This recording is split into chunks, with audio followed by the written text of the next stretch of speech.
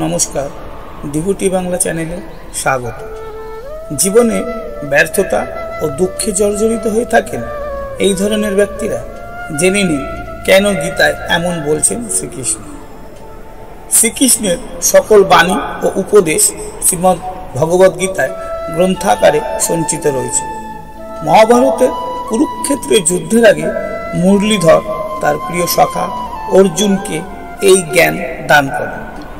বহুকাল পেরিয়ে গেলেও গীতার বাণী আজও সমান কার্যকারী। জীবনের পথ প্রদর্শক হল গীতা। ধর্ম, কর্ম, প্রেম জীবনের এই তিনটি প্রধান স্তম্ভ সম্পর্কে গীতায় নানা বাণী রয়েছে, যা জীবনে সাফল্য এনে দেয় এবং সুখ শান্তি বজায় রাখে। তবে অনেকেই রয়েছে যাদের জীবনে সবকিছু নিয়ে দুঃখ প্রকাশ করা স্বভাব। চলুন জেনে নেওয়া যাক এই বিষয়ে শ্রীকৃষ্ণের কিছু বাণী।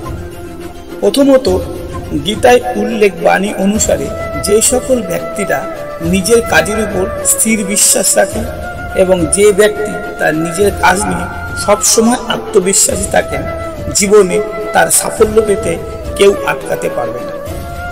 দ্বিতীয়ত, যে ব্যক্তি কাজ করার আগেই তার ফল নিয়ে চিন্তিত হয়ে পড়েন, তিনি জীবনে ব্যর্থতা ছাড়া আর কিছুই পান না।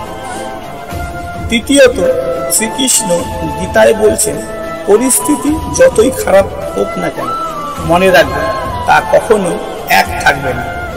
তাই খারাপ সময় সাহস হারালে চলবে না। চতুর্থত, ঈশ্বর কখনোই কারোর উপর অবিচার হতে দেন না।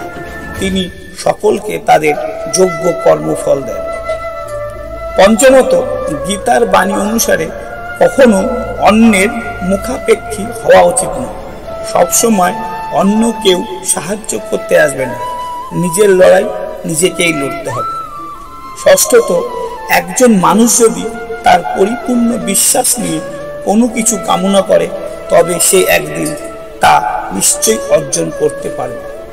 সপ্তমত, শ্রীকৃষ্ণ বলছেন, এই জীবনে কোনো কিছুই চিরস্থায়ী না, তাই নিজের উপর অতিরিক্ত ভার নিও না। কারোর সঙ্গে পথ চললে তা সাময়িক খুশি দেবে, কিন্তু লক্ষ্য পৌঁছানোই সুখ নয়।